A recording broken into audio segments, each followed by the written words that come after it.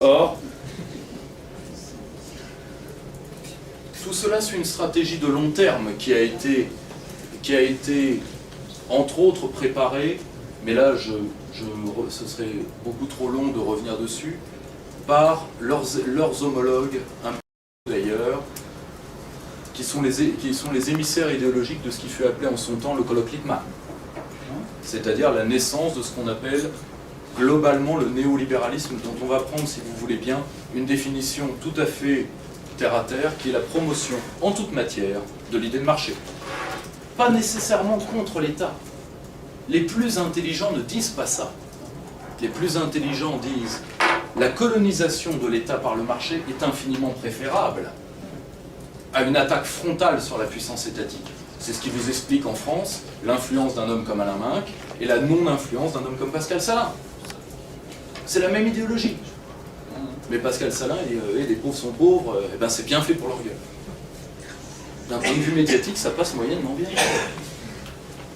Alain Minc, il n'en dit pas moins, mais il le dit différemment. Comprenez la différence. Or, l'influence souterraine des idées du colloque Lippmann tout au long du XXe siècle est passée par différents types de think tanks, dont l'inventaire complet, que je ne vais pas vous infliger ici, a été très bien fait dans un tout petit ouvrage qui est vraiment une Bible, qui est de Kev Dixon, Les évangélistes du marché.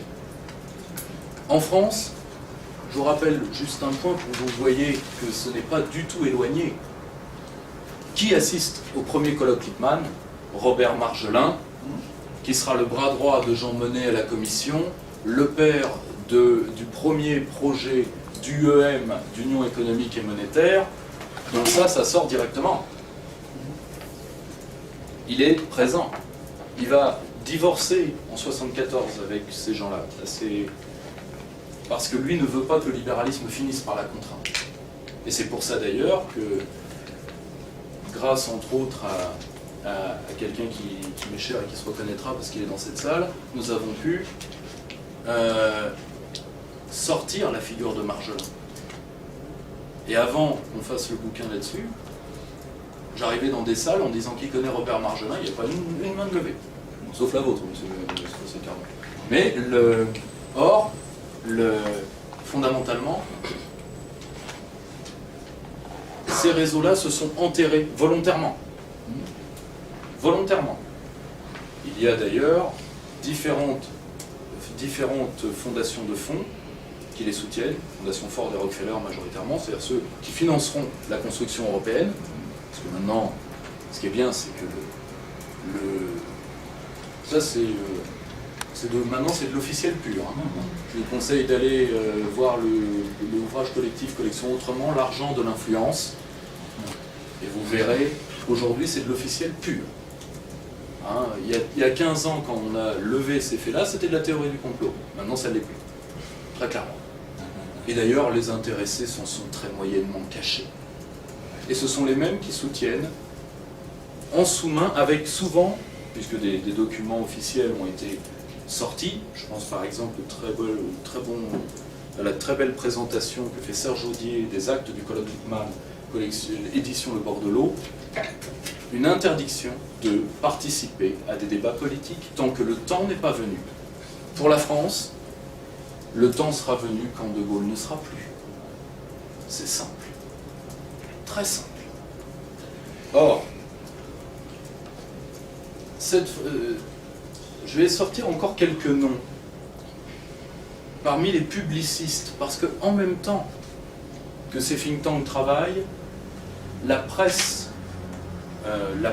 anti-étatique, mais surtout la presse des jeunes cadres, l'expansion et autres structures, c'est la naissance d'hommes d'affaires comme M. Antoine Veil. Et disons, des publicistes à caution universitaire vont attaquer l'État français par des tirs nourris d'artillerie idéologique, une véritable guerre de l'information pendant toutes les années 80. Je vous en donne quelques-uns. Messieurs Denis Oliven, qu'on appelle l'ange de la mort aujourd'hui, parce que dès qu'il arrive dans une boîte, il y a un tiers du personnel qui dégage. Il vient, je crois, de faire ses preuves encore aux éditions Gallimard. après avoir fait Air France, après avoir fait beaucoup de choses.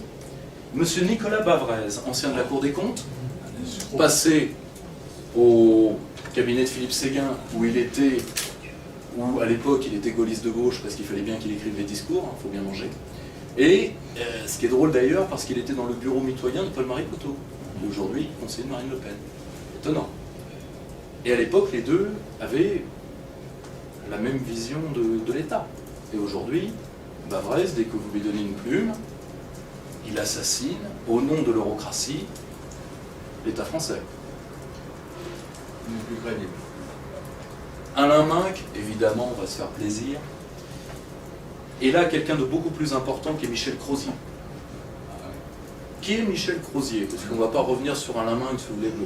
La stratégie du punching ball fait toujours plaisir, mais bon. Je pense quand même qu'à peu près tout le monde s'est fait les bottes dessus, donc ça ne sert plus à rien. Or, qui est Michel Crozier? Michel Crozier, un ancien élève d'HEC, ce qui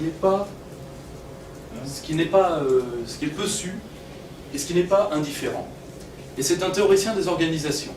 Vous le connaissez par un document dont vous avez tous un peu entendu parler.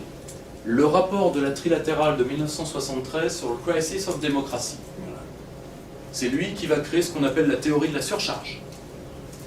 Les États obéissent à des peuples mal éduqués qui demandent à l'État plus que ce que l'État devrait faire. Au passage, mis à part le brave japonais qui est là pour être lampiste, la deuxième personne qui fait ce rapport est le professeur Samuel Huntington, qu'on connaîtra plus tard sous le nom du père de la théorie du choc des civilisations.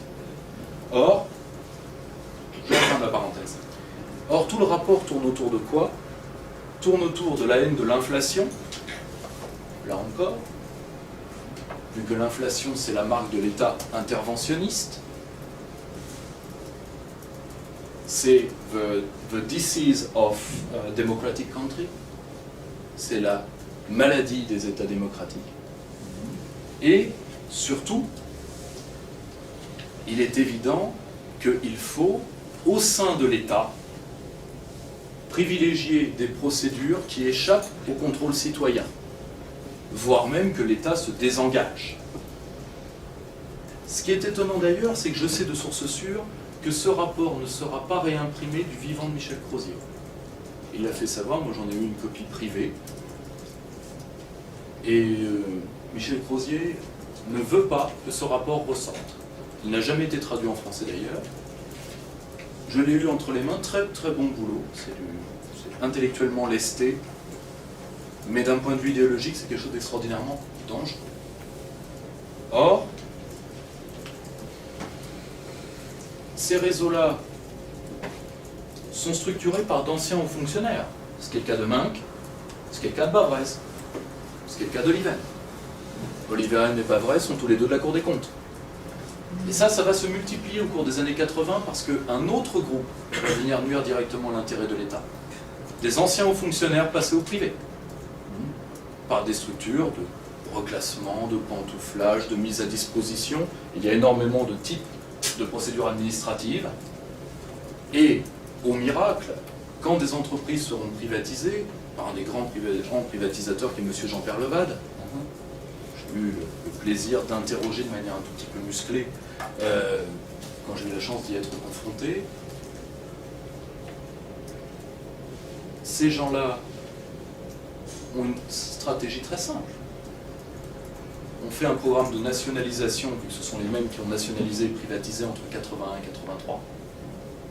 Et c'est Père Levade d'ailleurs, on reconnaît la paternité. Résultat, vous nationalisez à 100%, toujours. Parce que quand vous privatiserez à 100%. Vous comprenez la martingale? Et vous qui étiez directeur d'une administration ou d'une entreprise publique, vous vous retrouvez à la tête d'une nouvelle société par action, avec les émoluments qui iront avec. Et comme c'est vous qui avez géré les dossiers, vous êtes en partie inamovible. Et vous ferez ce système qu'aux États-Unis on appelle spoil system, des allers et retours entre la puissance d'État et la puissance privée. Et là, l'État, ça va en parallèle avec le fait de nuire à l'État par rapport à la sélection de son élite. En 1960, il y a 2% des énarques qui ont fait HEC. En 2000, il y en a 20%. Comprenez le changement dans l'élite administrative? C'est exactement ce qui s'est passé par rapport aux élites, disons, sur la question monétaire, entre ceux qui avaient vécu la guerre et ceux qui arrivent après et qui demandent à libéraliser. Parce qu'eux n'ont pas vécu les conséquences d'un libéralisme poussé à son point ultime. Premièrement, et deuxièmement, par effet de cliquet, c'est-à-dire la génération avant nous a fait un état fort, nous voulons marquer l'histoire, ce que m'a très bien fait comprendre Jean Cerizet, qui était le conseiller attitré de Giscard, eh bien, nous voulons entrer dans l'histoire, nous allons détruire ce qui a été fait.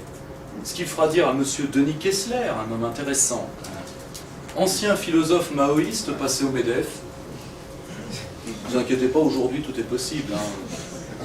Je vous surprendrai, mais je connais même un ancien patron des étudiants maoïstes portugais qui est passé à la Commission européenne et qui bientôt sera à la tête de l'OTAN à la place de Rasmussen. Je ne vous dis pas qui c'est, si vous êtes un peu fin, vous allez le trouver.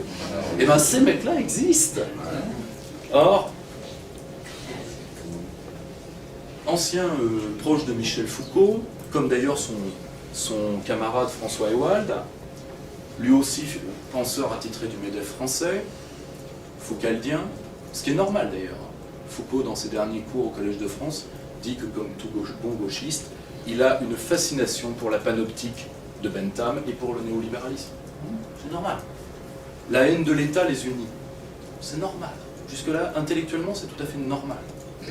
Ce n'est pas de la trahison intellectuelle. Bon, c'est horrible à dire, mais quand vous passez, là pour le coup, du stalinisme à la social-démocratie, vous vous trahissez intellectuellement. Quand vous passez du gauchisme au libéralisme, pas nécessairement. Vous ne passez pas à droite, vous passez à l'ouest. C'est différent. Or,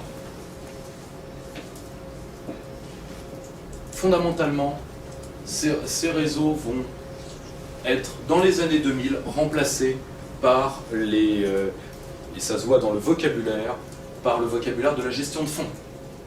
Et là, pour le coup, c'est l'arrivée de McKinsey, des grands cabinets d'audit et de conseil, qui vont mettre ces petits think tanks un peu trop franchouillards au placard. Et je vais vous donner un exemple très précis pour vous le montrer. Bon, il y a un mot que tous les géopolitologues utilisent sans savoir que c'est Goldman Sachs qui l'a créé, qui est le mot de BRICS. À la base, c'est du vocabulaire de la gestion de fonds. Mais si je vous parlais du mot de compétitivité des territoires, là je ne veux pas trop déflorer ce sujet-là parce que mon ami Gilardina qui a fait sa thèse sur le sujet viendra nous en parler. Ça ne vient pas de McKinsey, ça vient d'un concurrent sur le nouveau marché des idées. Think tank, anglo-saxon pour la plupart, et cabinet d'audit et de conseil. Ça va entrer par les conseillers financiers et conseillers et disons la plupart des hauts fonctionnaires qui sont en détachement dans les institutions financières. Ça va réintégrer les partis et la haute fonction publique et on va mettre 10 ans à s'en débarrasser. Alors que la notion de compétitivité des territoires n'a pas de sens. Ça n'a pas de sens. La compétitivité de l'Auvergne et celle de la Normandie, on va comparer quoi et quoi? On va comparer quoi? Le Roquefort et le Camembert? C'est ça la martingale? Non. Ça n'a pas, si vous voulez, la notion de compétitivité a un sens économique dans le vocabulaire des firmes, et dans le vocabulaire financier surtout, mais dans le vocabulaire de la géographie humaine et de la géographie politique et économique, aucun. Vous comprenez comment on détruit l'univers symbolique d'un État? Est-ce que vous comprenez? Jusque-là, ça va? Ça va être un petit peu lourd, un petit peu complexe, je m'en excuse, mais je pense que ça, c'est le premier point. La première manière de détruire un État, c'est de détruire son vocabulaire et de détruire ses centres de réflexion. C'est ce qu'on appelle une guerre idéologique, aussi appelée guerre cognitive. Changer les perceptions que l'ennemi a de lui-même. Sun Tzu nous apprend que quand vous arrivez à faire ça, vous faites une guerre, vous gagnez une guerre sans avoir à la faire. Et fondamentalement, c'est une guerre qui nous a été menée, sans même que nous le sachions. Au passage, j'en suis moyennement partisan, c'est pour ça que je pense que ça m'ennuie à titre personnel. Maintenant, si certains d'entre vous pensent que c'est très bien, il n'y a pas de problème. Vous pouvez rester. Mais, deuxième point, le point de procédure. Comment a-t-on, encore une fois, nuit à l'État français? On lui a nuit à deux échelons, l'échelon communautaire et l'échelon national. L'échelon communautaire, évidemment, alors là, je ne vais pas entrer dans les détails parce que ça a été fait à plusieurs reprises. Ça a été fait par François Asselineau, ça a été fait par différents ouvrages qui sont, par exemple, notre ami Philippe Cohen qui nous a quittés récemment, on avait fait un très bon qui s'appelle Le Bluff démocratique, qui date déjà de 1992. Si vous voulez, ça, je n'entrerai pas là-dessus, vous trouvez ce que vous voulez sur Internet. Je vais revenir juste sur certains points. Déjà, je vais vous faire une petite citation sympathique de M. Jean Pisani-Ferry, économiste qui a beaucoup de talent, au sens de l'ancienne monnaie égyptienne, les talents d'or. L'Europe a été notre programme d'ajustement structurel. Le Figaro, 25 mars 2005. Et lui, il dit ça pour s'en féliciter, évidemment. Or, au-delà de sa petite personne, je le remercie d'avoir écrit ça, parce que lui, il a le droit de l'écrire. Or, il est vrai que l'Union a joué pour nos économies le même rôle, avec les mêmes résultats en termes de division de la croissance et d'augmentation à la fois du chômage et des inégalités, que le FMI et la Banque mondiale ont joué sur divers peuples de ce qu'on appelait dans le temps le tiers-monde. C'est vrai. C'est très vrai. Or, et l'Union a procédé de manière beaucoup plus douce, parce que beaucoup plus feutré, on va revenir sur le processus communautaire, à ce qu'on a appelé depuis Naomi Klein la stratégie du choc, tout simplement. La preuve, aujourd'hui, voyez, cette croyance religieuse qui est celle de l'Union européenne, c'est devenu effrayant. C'est devenu effrayant. Quand vous devez vous excuser de ne pas avoir sauvé quelqu'un ou de ne pas avoir sauvé une entreprise, vous dites, oui, mais il y a l'Europe et tout s'arrête. Vrai ou faux? Tout débat, tout s'arrête. Tout s'arrête. Or, cette croyance, légèrement aujourd'hui métaphysique, recouvre une perte de confiance dans le projet communautaire qui est aujourd'hui certainement définitif. Sauf à ce que l'Union se découvre des ennemis. Un point juste parce que c'est quelque chose d'assez effrayant. Est-ce que certains d'entre vous ont vu le clip de campagne de la Commission il y a 2 ans pour faire aimer l'Europe? Heureusement, il n'est pas sorti. Je vous le fais en 20 secondes et c'était Asselineau qui avait levé ce fait-là. Une femme blanche arrive dans un entrepôt désinfecté et elle est attaquée par un Brésilien qui fait de la capoeira, un Hindou qui a un sabre. Alors on ne sait pas pourquoi il est dans une sorte de banlieue industrielle, abandonnée. Il a un turban et un sabre. Bon, il faut aimer sortir le dimanche. Et évidemment, un Chinois qui fait du kung-fu. Et là, d'un seul coup, il va se démultiplier en 12, qui vont devenir les 12 étoiles du drapeau, tralala, marial. Heureusement, ils étaient très fiers d'eux. Heureusement, ils ne l'ont pas sorti. Parce que si vous faites ça, vous allez vous prendre, je vous le dis tout de suite, les lois Pleven, Guesso, Taubira, Lelouch et Perben II. Parce que ça, c'est de l'incitation à la haine raciale. Pur et simple. Et là, on est vraiment dans le bon message, bien lourd. Et le pire, c'est que l'Europe, c'était la paix. Qu'est-ce que ça serait? Or, fondamentalement, comment l'Union nuit aux États à titre de procédure? Premièrement, en faisant de nos magistrats le juge de droit commun, du droit communautaire. C'est-à-dire que fondamentalement, la plupart de la magistrature française, vis-à-vis de sa loyauté à l'État, est dans une situation perpétuelle de double éthique. Parce que entre la règle nationale et la règle communautaire, et ça, par rapport aux trahisons des plus hautes instances du droit, arrêt Jacques Vabre, cour de cassation 74, si mes souvenirs sont bons, arrêt Nicolo, Conseil d'État 89. Pardon? Syndicat des semoules de France. Oui, c'est syndicat des semoules de France. Et c'est le seul plaisir qu'ont les juristes qui sont des êtres asexués, c'est d'avoir des noms d'arrêt marrants. Donc, pardonnez-leur. Or, et là, fondamentalement, les cours nationales se rangent sous l'avis de la Cour de justice des communautés, arrêt CJCE Costa contre Enel 64, où là, l'Union décrète que, son droit est supérieur au nôtre, mais que d'ailleurs notre Constitution, elle nettoie ses godasses dessus.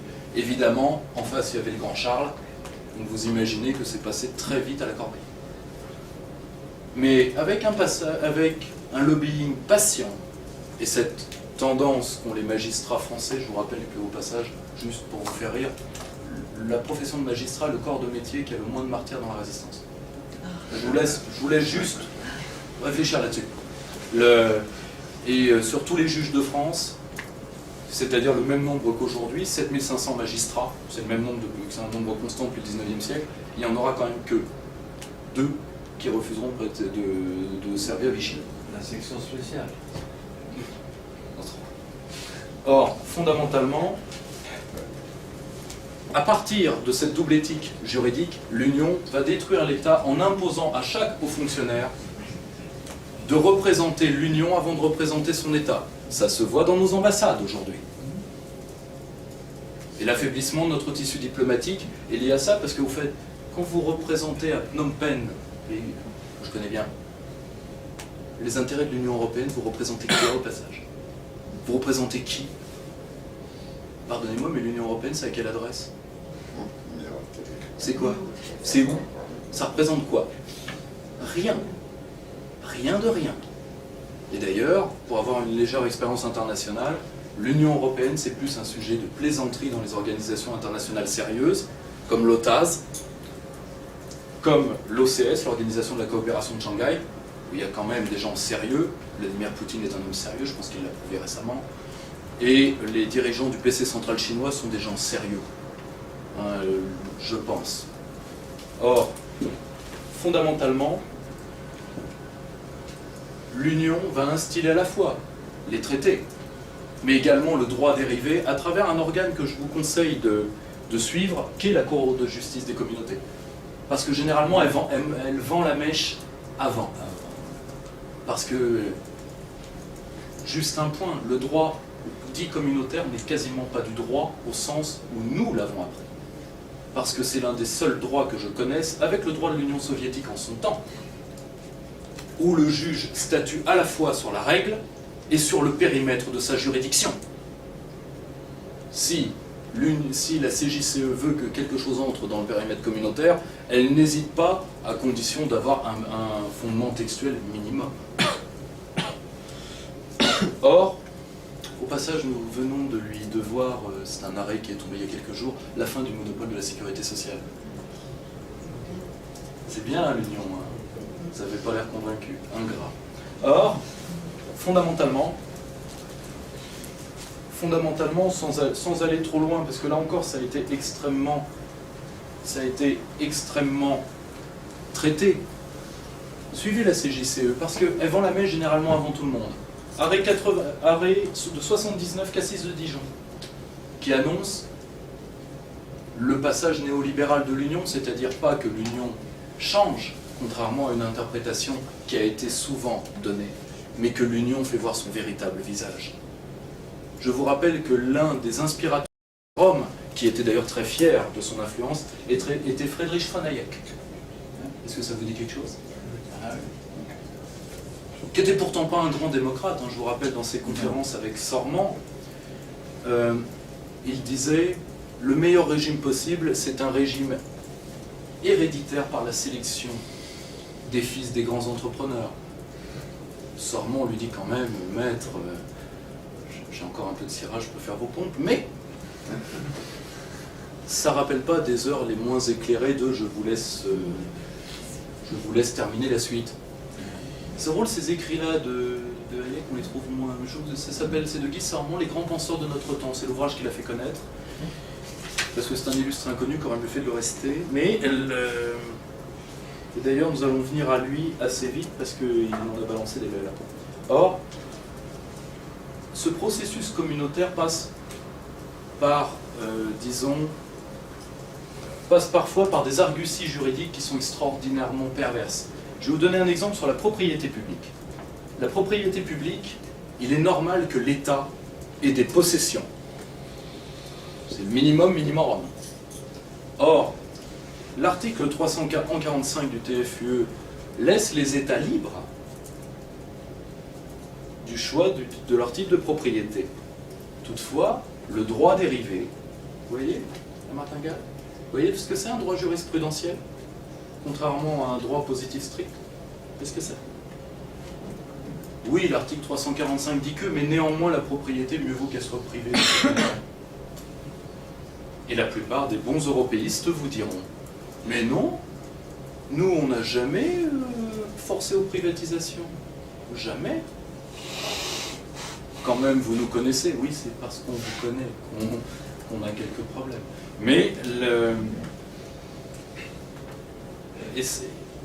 c'est un peu la même chose sur un autre problème de l'État, parce que en termes de propriété publique, je vous rappelle qu'en 1981, l'État français a aux environs de 700 milliards d'actifs négociables, et qu'il en a à peine plus de 200 milliards aujourd'hui.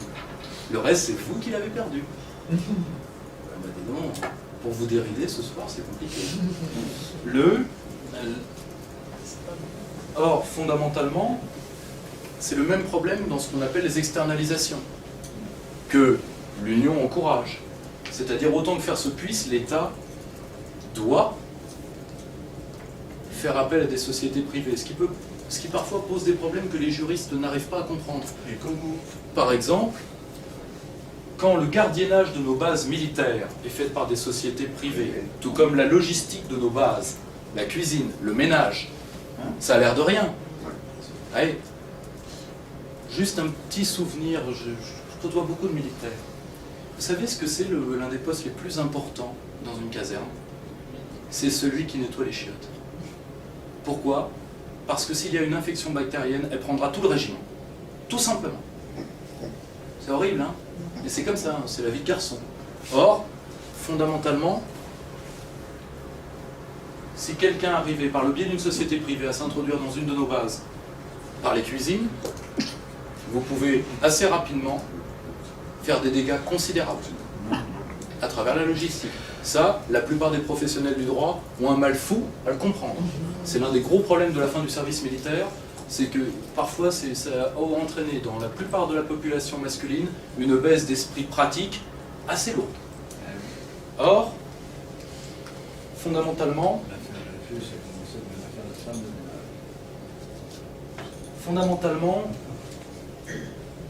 l'Union participe à des processus qui sont, et là je fais le parallèle avec ce que j'ai dit précédemment, des processus idéologiques. Des processus idéologiques derrière lesquels il y a des intérêts matériels et financiers, évidemment. Parce que l'ancien énarque de l'inspection générale des finances qui est passé chez McKinsey a pu rajouter un zéro à son salaire et qui va être le conseiller et l'intercesseur des privatisations. Vous croyez sincèrement qu'il va faire ça pour les beaux yeux de la République? Vous croyez sincèrement?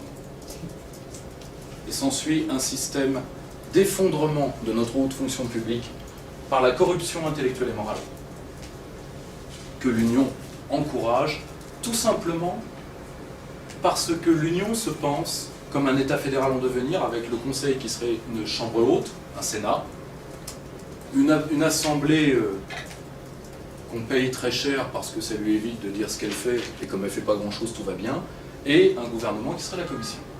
Or, fondamentalement, l'Union se pense comme ça. Juridiquement, elle n'est pas tout à fait ça. Or, qui écrit les textes européens? Des lobbyistes. Fondamentalement. Or, pour cacher ce pouvoir-là, on essaye de solidifier la loyauté des hautes fonctions publiques nationales pour qu'elles se retournent contre leur État. Et là, vous reconnaissez, pour ceux qui viennent nous voir depuis un moment, vous reconnaissez la méthode Monnet, tout simplement. Petits pas, la méthode dite des petits pas, aussi appelée théorie de l'engrenage. Rien d'évident, rien de définitif. Un pas après un autre, après un autre. Ça a la force de l'évidence, ça coule. Mais on vous a pris la monnaie, on va vous prendre le budget. Mais c'est normal, c'est pas une agression. Vous avez renoncé à la monnaie. Pourquoi vous ne renoncerez pas au budget? Le budget sans la monnaie, c'est inutile de toute façon. Ah mais nous, on n'y est pour rien. Hein. Un pas après un autre, après un autre. C'est tout simplement la théorie de la cuisson de la grenouille. Ni plus ni moins. Ce faisant, je reviens un point d'histoire des idées parce que c'est mon dada. Monnet a trouvé, lui le fils de vendeur de cognac, a trouvé la recette pour tuer l'État. Ce que les anarchistes, même si pour moi ce sont plus des moralistes que des politiques, ce que les marxistes, au sens si des départs du marxisme ont été pour la destruction de l'État. Ensuite, c'est des parts minoritaires, sur les parts minoritaires. Et même ce que les libéraux, au sens du libéralisme le plus achevé, à mon sens, c'est Hume. Parce que Hume a pensé le libéralisme d'après, c'est-à-dire de l'homme nomade, sans souvenir, ni attache, ni état. Eh oui, c'est le penseur libéral certainement le plus profond. D'ailleurs, en psychanalyse existe ce qu'on appelait les hommes et femmes humiens ou humiennes, c'est-à-dire des gens qui oublient leur vie par tranche de 24 heures, une demi-journée, une journée, c'est-à-dire, et parfois 15 minutes. C'est-à-dire des gens, vous leur parlez, au bout de 15 minutes, ils vous ont déjà oublié. C'est ce qu'on appelle des individus humiens, parce que sans attache et sans existence propre. Je referme la parenthèse. Or, Monnet a trouvé le fait pour enfin tuer l'État, et il l'a fait comment? C'est très simple. C'est quoi l'État dans sa majesté?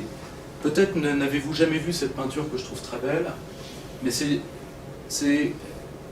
vous avez une espèce de roi gigantesque au-dessus d'une campagne, avec des millions d'hommes à l'intérieur de son corps. Et il est écrit au-dessus de lui, « Nulle force au monde ne peut se comparer à lui ». C'est le Léviathan. Pourquoi? Parce que l'État, c'est ça. C'est des millions d'hommes et de femmes qui travaillent tous les jours dans un sens. Ça a une puissance inarrêtable. Or, au lieu de le prendre de front, Monnet a l'idée qui tue, c'est le cas de le dire. L'État doit se détruire lui-même. C'est tout bête. L'armée, la flèche la plus solide du monde contre le bouclier le plus solide du monde, s'ils se rencontrent, ils se détruisent tous les deux. C'est très simple. Or, c'est la grande idée de Monnet, c'est d'ailleurs ce qui justifie sa place en l'histoire des idées, parce qu'il a trouvé là où tous ceux qui ont voulu la mort de l'État ont échoué. À titre de praticien, parce que c'est pas du tout un homme d'idées, Monnet, c'est d'ailleurs un anti-intellectuel assez dur. Il déléguera cet âge intellectuel à Marjolin, qui est l'intellectuel de la bande. Or, ça c'est l'échelon communautaire. L'échelon national, je vais vous parler de deux choses assez simples. Les RGPP et la LOLF. Là, ça va devenir un tout petit peu plus chiant, et je m'en excuse. Et là, vous allez voir l'imprégnation idéologique quand on veut détruire l'État et quand c'est l'État lui-même qui veut se détruire. Je passe très vite sur la RGPP, la Révision Générale des Politiques Publiques, qui est une espèce de catalogue de bonnes pratiques qui vont, évidemment, les fameux partenariats publics-privés dont on se rend compte pour la plupart qu'ils ne sont pas rentables et que généralement... Ça dépend pour qui. Enfin, ça dépend pour qui. En tout cas, pour l'État, ça l'est moins. Et surtout, qui sont des applications souvent assez simples de ce qu'on appelle le New Public Management, qui est ce qu'on appelle un puzzle doctrinal, c'est-à-dire, c'est pas un livre avec voilà ce que nous voulons. C'est un catalogue de recettes. Là encore, c'est la même méthode. Hein. Ne pas dévoiler l'intégrité du projet. Or, et pour ceux qui s'y intéressent, les deux think tanks qui avaient vendu ça à Tony Blair sont l'Institute for Democratic Affairs et le Center for Policy Studies, qui sont des think tanks libéraux qui ont aidé le New Labour, parce que le libéralisme, ça passe tellement mieux par la gauche. Juste un point pour vous faire rire, pour un petit peu faire retomber le... J'oublierai jamais un brave journaliste qui venait d'être viré par Christine O'Krent et qui avait dit, je crois que c'était un homme de France 24, et qui avait dit oui, elle m'a viré, mais elle est de gauche quand même. Alors c'est vrai qu'être viré par quelqu'un de gauche, ça doit être tellement mieux. Mais elle l'est. Admettons. Or, la LOLF est quelque chose de plus important, parce que la RGPP, fondamentalement, c'est quoi? C'est le témoignage que quand on veut tuer l'État, on n'a pas de vision de l'État. Donc on fait un truc par-ci, un truc par-là, sans nécessairement de sens, d'où le nom de puzzle doctrinal. Or, la LOLF est quelque chose de beaucoup plus intéressant. La LOLF a été faite en 2001, c'est la loi organique relative aux lois de finances, c'est-à-dire une nouvelle manière de faire les lois de finances. C'est un des grands projets de Lionel Jospin, qui d'ailleurs a trouvé, comment dire, que c'était tellement novateur, alors qu'en fait c'est pas tout à fait une innovation, vu que c'est l'application de... à vrai dire, la LOLF ça avait été fait, mais là par contre je ne suis pas tout à fait certain du caractère d'homme de gauche de l'homme qui a fait la première LOLF, vu qu'il s'agissait du gouvernement du général Pinochet, aussi, au Chili. Bon, son caractère d'homme de gauche est tout à fait discutable, je n'entrerai pas là-dedans. Or, c'est quoi la LOLF? C'est l'État doit perpétuellement être évalué. C'est le management. C'est l'idéologie managériale. Bah oui. Or, l'État, vous comprenez maintenant la logique de ce que je veux dire? Quand on détruit les idées de l'État, c'est pas le management. Un État, c'est pas une entreprise. Parce qu'une entreprise n'a pas à s'occuper de la survie de ses employés, tout simplement. L'entreprise est une structure sociale qui a un rôle social précis, qui est d'échanger du travail contre du profit. Simple. Or, l'État a des prérogatives et a des obligations qui ne sont pas celles d'une entreprise. Le bien commun. Et d'ailleurs, c'est très bien comme ça.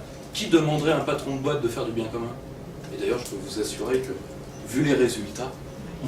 Or, si vous voulez, la LOLF préfère un système compliqué à un système simple. Le système simple, c'était la loi de finances définit des ministères, et à chaque ministère est alloué un budget.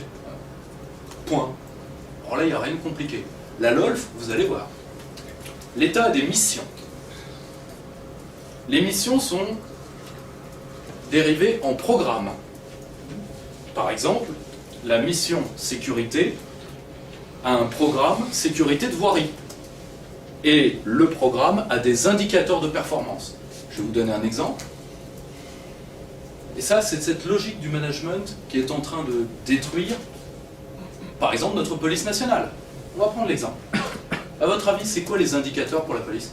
Le taux d'élucidation raté, le nombre d'arrestations. Vous comprenez maintenant,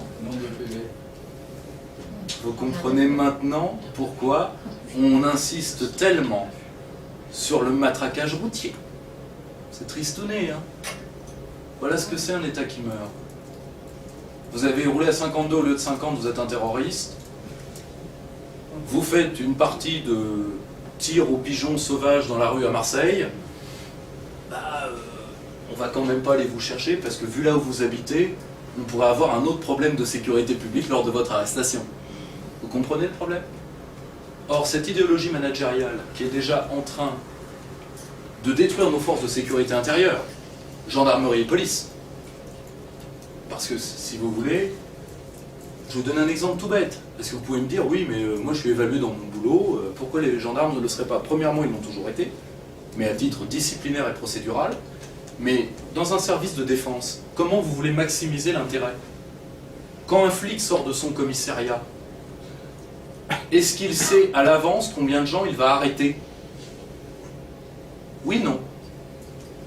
Eh bien non. Eh bien alors, il va aller vers ce qu'on peut appeler parfois de la provocation policière, parce que il y a de l'intéressement financier pour le commissariat et pour celui qui va présenter au préfet de police les chiffres, ce qui était la grande habitude du président Sarkozy, qui avait trouvé ça à New York. Évidemment. Or, ce qui est au passage, c'est pas du tout ça qui a pacifié la ville de New York. Hein? Ce qui a pacifié la ville de New York, je vais vous le dire, c'est très rapide.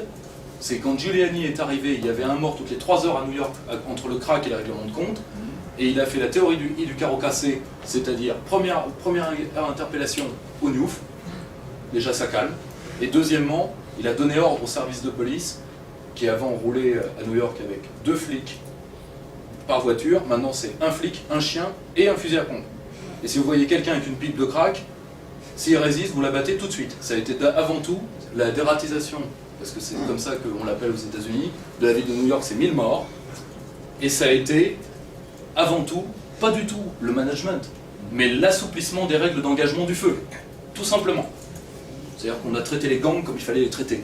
Pardonnez-moi de le dire, oups, c'est pas grave, je suis d'un droit de l'hommisme tout à fait sympathique. Continuons juste dans la procédure. Dans la procédure, au passage, je viens de parler de droits de l'homme à mon corps défendant. Eh bien, les droits de l'homme, aujourd'hui, détruisent la puissance d'État, parce qu'aujourd'hui, les droits de l'homme, c'est quoi? Les droits de l'homme, c'est maintenant, les droits de l'homme de 3e génération. La 4e, ça va être le transgenre, je le sens gros comme une maison. Or, c'est-à-dire le droit pour tous d'avoir, pour le résumer, d'avoir une demi-entrée en boîte de nuit, parce qu'on sait que pour les femmes c'est gratuit, donc le transgenre nous donnera à tous le droit d'un demi-ticket en boîte de nuit. Voilà, c'est le... Et ça, vous riez pas? Ça sera dans la prochaine génération, ça, des droits de l'homme. Or, les droits de l'homme aujourd'hui, même d'un point de vue juridique, c'est quoi? Ce sont des chèques en blanc qu'on donne le droit à un individu de tirer sur l'ensemble d'une collectivité. Parce qu'il n'y avait que la première génération de droits de l'homme qui était politique et qui était collectif. Tout le reste, aujourd'hui, ce sont des chèques en blanc que vous tirez sur l'avenir et auxquels vous soumettez l'État à travers des règles juridiques qui sont assez problématiques, et je pense particulièrement à ce qu'avait fait le Conseil constitutionnel en se revendiquant de la Déclaration universelle des droits, de la Déclaration des droits de l'homme, pardonnez-moi, pas la Déclaration universelle, la Déclaration des droits de l'homme, et en l'intégrant à ce qu'on appelle le contrôle de constitutionnalité. Cette logique-là est en train de tuer l'État, parce que quand vous êtes dans la logique libérale du droit à, qui ne va pas avec la responsabilité de, l'individu qui n'est plus un citoyen ça a des devoirs avant d'avoir des droits. C'est des devoirs. Or, un individu monade, au sens de Leibniz, peut avoir des désirs infinis auxquels vous devez répondre de manière infinie, et qui peuvent mettre en danger la communauté. Or, c'est la communauté, j'y reviens. Vous, seul, dans la nature, vous n'avez aucun droit, sinon celui de courir et vite. Enfin, ça, je dis ça pour vous, hein. Après, on finit dans le dessert qu'on peut, c'est le cas de dire.